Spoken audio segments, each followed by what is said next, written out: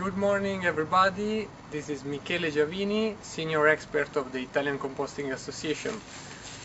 Now I am delivering my food waste in my home composting.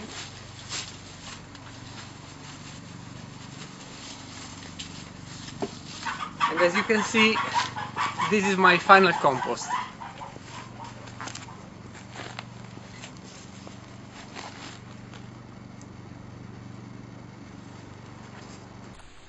So let's begin talking about biowaste management in the Mediterranean area. First of all, I would like to show you this chart showing why we are talking about biowaste management. First of all, we have to point out the fact that organics content in municipal solid waste around the world is really high. And there are differences. There are differences between low-income countries, which may have an organic content up to 64%, and in high-income countries with a lower organic content around 30%. But anyway, the organic fraction is the most important in municipal solid waste. So we need biowaste policies. We need biowaste policies because most probably without them it's not so feasible to treat organic waste effectively. We have many policies in place in Europe and around the world in general.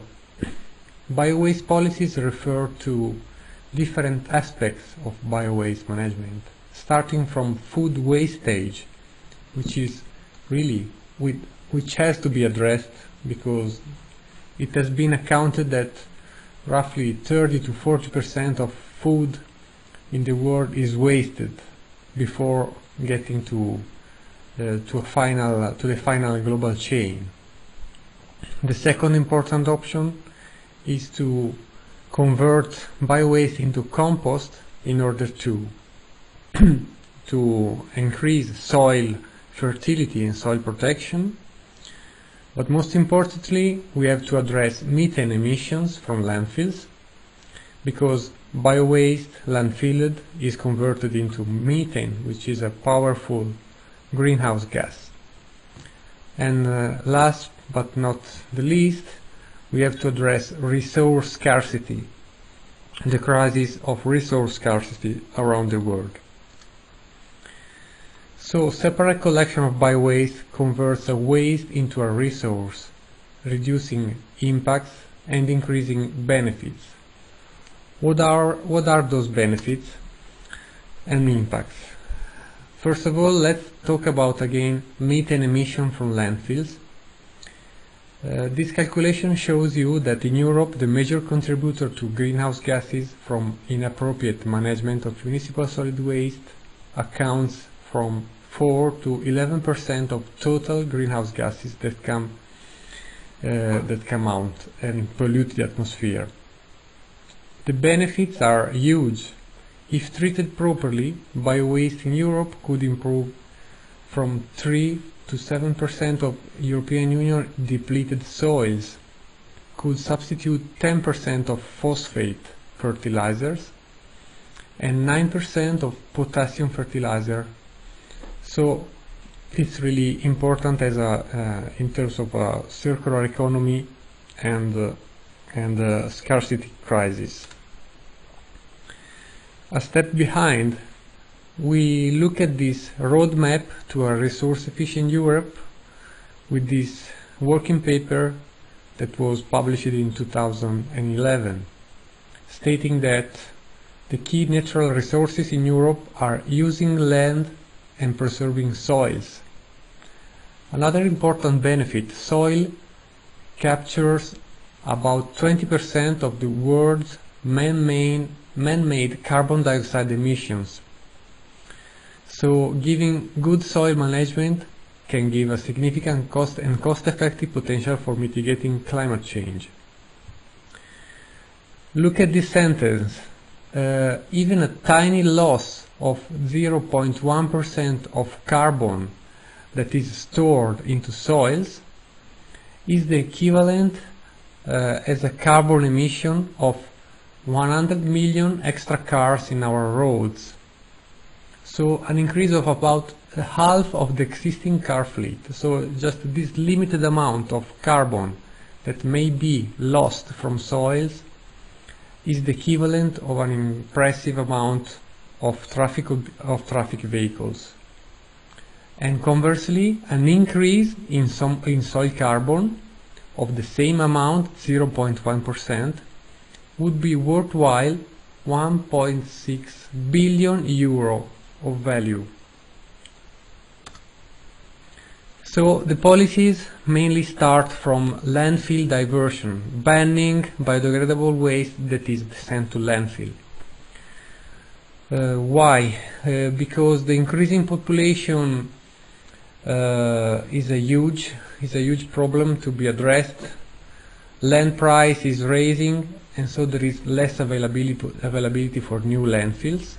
This is an important driver. Landfills are not accepted by citizens, and also, most importantly, environmental policies and regulations are in place. So the first driver that comes into place, talking about policies in general, not only in Europe but around the world, are landfill bans or taxes. This was the European Union approach to landfilling. Since 1999, Directive 99/31 on landfills mandates the reduction of biodegradable waste to be landfilled. And also it mandated pre-treatment of waste to be landfilled. How can we pre-treat biodegradable waste? For sure, with separate collection and composting, which is the most important way.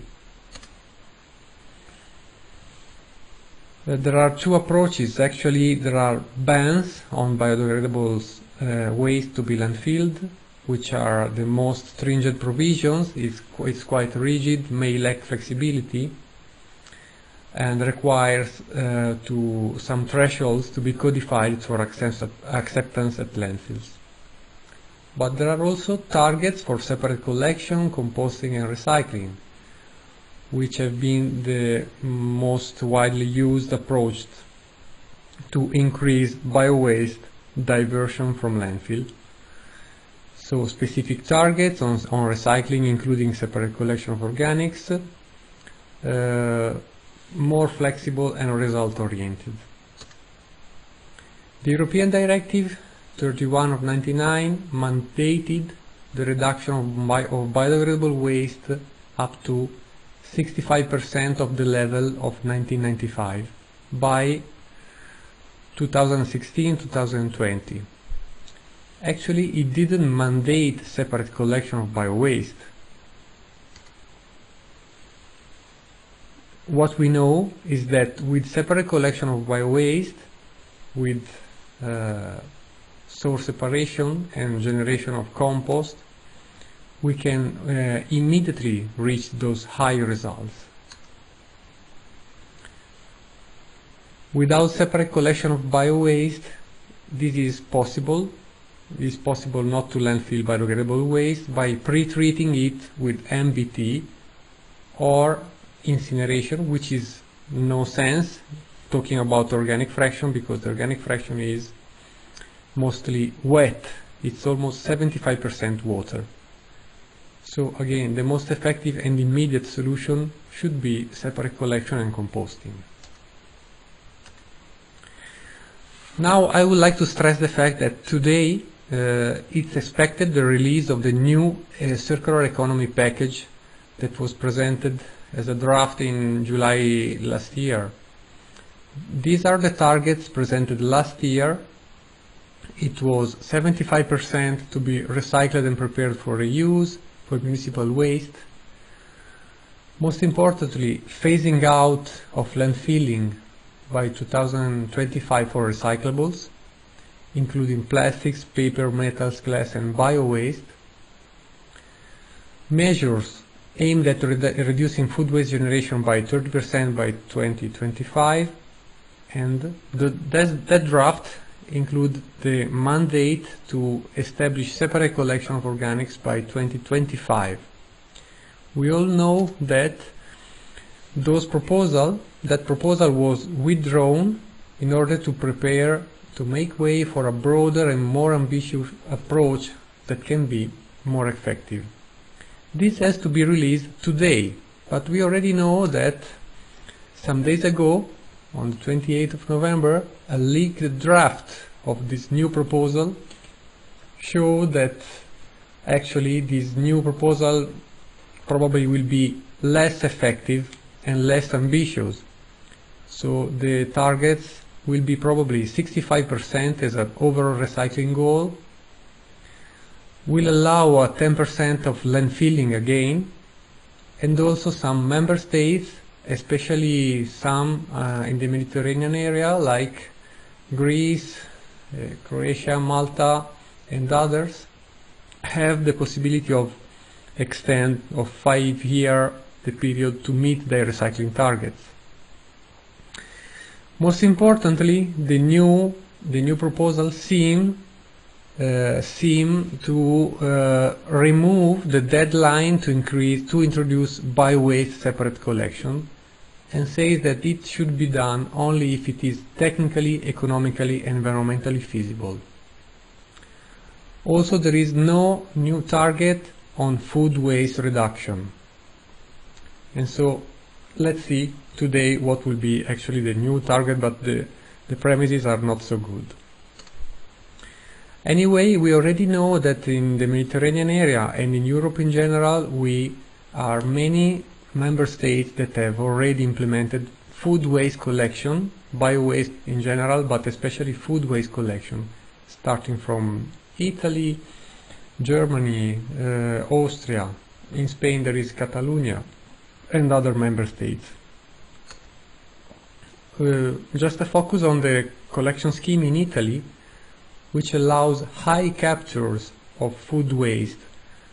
In Italy we are focusing on this scheme that uses biodegradable bags and collection of food waste from residential areas that maximize the capture rate up to 83%. In other countries there are different approaches, like this one in Germany, where food waste capture is less effective. It's around 40 to 50%. Some figures about Italy. Now we have more than 30 million people with intensive source separation of organics. We are composting 4.5 million tons of bio-waste, with a good case study, which is the city of Milan. Now it's the most important city in the world, with more than 1 million people collecting food waste in all the city. Some figures again of our Italian collection scheme that is actually spreading quite a bit in the Mediterranean area, for sure in southern region of Italy and in other regions. Again, getting back to the boundary condition for introducing bio-waste collection, for sure the increase of landfill gate fee is one of the important. We need legal framework for sure, we need an increase of the landfill gate fee, because otherwise if landfilling is so cheap, even at zero cost, bio-waste collection and treatment may be not feasible. And most importantly, public awareness and involvement is the key for a successful bio-waste collection program. Just to mention that we have different regions that implemented new regulations and obligations to spread bio-waste collection in the Mediterranean area. One of the most famous is Catalonia, which since 1993 introduced with a new law the obligation to set up separate collection of bio-waste, and then introduced a landfill tax and an incineration tax that gave a lot of subsidies to municipalities that were reused completely to spread separate collection of bio-waste. But what about more developing countries, where greenhouse gases emissions are increasing and waste management strategies need to be more cost-effective and sustainable?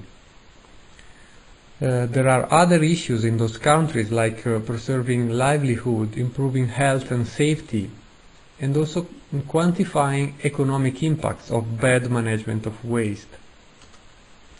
Talking about the southern part of the Mediterranean area, these are the challenges that have been addressed by SweepNet, which is a network of countries, including Palestine actually, and other Northern Africa, Middle East and Northern Africa countries. These are figures from the MENA, Middle East and Northern Africa region, just to point out the fact that the global population in that area is quite high. Municipal waste generation per capita is lower than Europe for sure, but the annual generation rate is increasing at 3, 5, 10%. Most importantly, in that region, these are the challenges. The percentage of municipal solid waste composted in that region is basically 0, up to 5, 10%. But in this second block, rectangle box, you see that the number of open dumps is still high. Open dumps is a practice of disposing of municipal solid waste which is really inadequate, because generates pollution, generates methane emissions, and also health and sanitary risks. See, for instance, the number of sanitary landfills that are in operations in different regions. In some regions the number is still really low. These are open dumps. Open dumps and open burning, which is still a very common practice in the southern part of Mediterranean areas. In many situations, also citizens believe that this is a good practice, and sometimes believe that by doing this you generate a fertilizer. So this is a picture that I took in Africa, actually, but it's a common practice spread around the world in low-income countries. So it's again a matter of sensitization of the citizen for sure, and first of all to expand collection rate, covering all the citizens with a good and proper collection service. Open dumps are so common. This is a definition of an open dump. So uncovered waste, open fires, no liner, no compaction scheme, no system for collecting leachate and landfill gases. So lack of security measures, many waste pickers accessing those dumps, living in a very bad condition. Like this, again, picture taken by me in Tanzania with open dumps very close to the river, creating contamination and pollution. And this is the official dump of the city of Dar es Salaam in Tanzania, where many children and waste pickers are accessing the dump in order to recover materials.